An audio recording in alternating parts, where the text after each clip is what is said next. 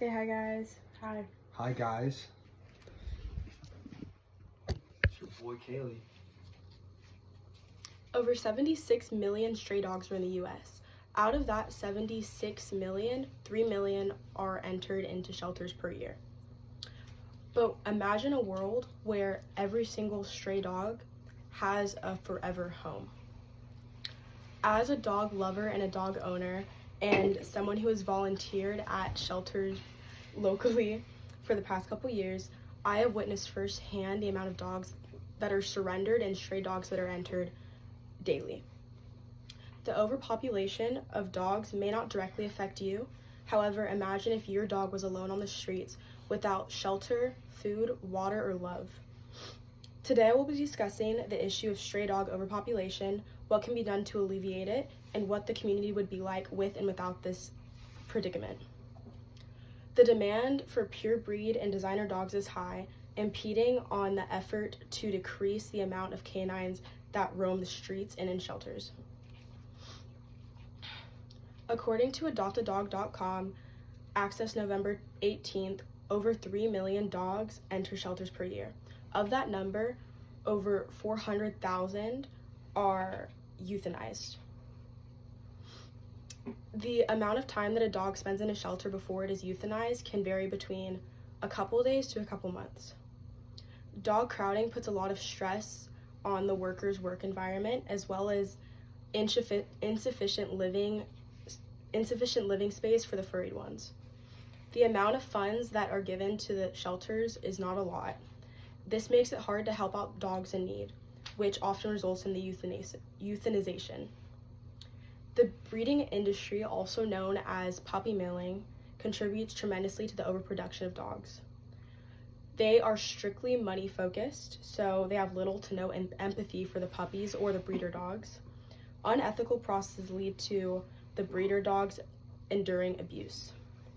Crossbreeding can result in medical issues as well as body mutations, which can increase the risk of injury. Every time you buy a puppy from a breeder,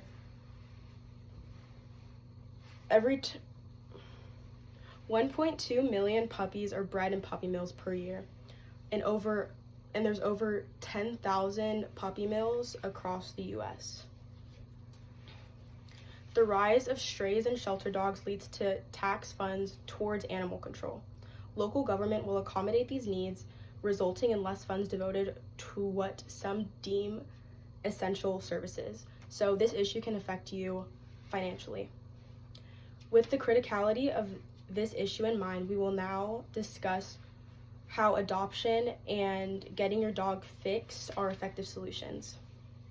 Local shelters are making efforts to help fight the rise of homeless canines and find dogs forever homes. Getting your dog spayed and neutered is the most important part to help combat this issue.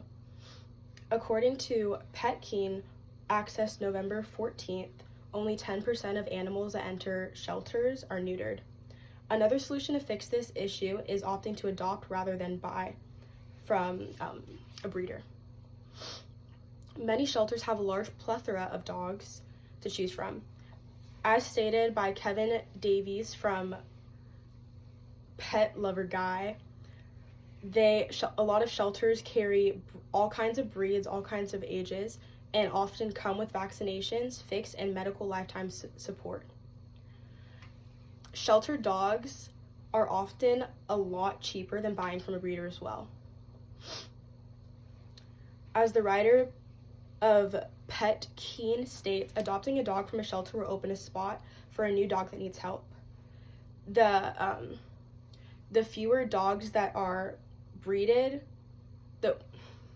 the more dogs that are adopted, the fewer will have to be euthanized.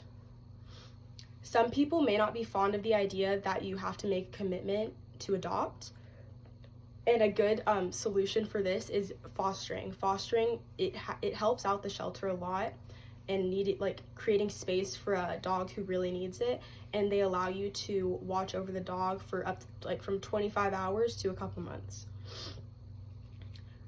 Also, according to Pet Keen, a pair of breeding dogs will produce around 16 puppies per year, and if these puppies continue to breed, over 200 of these dogs will be produced. By fixing the dog, you could prevent 200 puppies from getting put in shelters. Now with this in account, let's move on to the vision of the community with and without these solutions. Without these solutions, overpopulation and euthanization of dogs will increase. With these solutions in place, less stray and feral dogs will roam the streets and shelters will work more efficiently. This makes you realize how such a small act can have such a big impact on the quality of life for dogs and how you can make a change.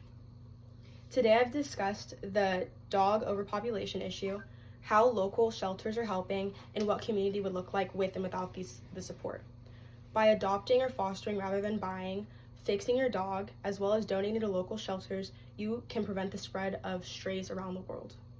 If you're interested in adopting, fostering, or volunteering locally, visit Gulf Coast Humane Society or call 361-225-0845 or visit their website at gchscc.org.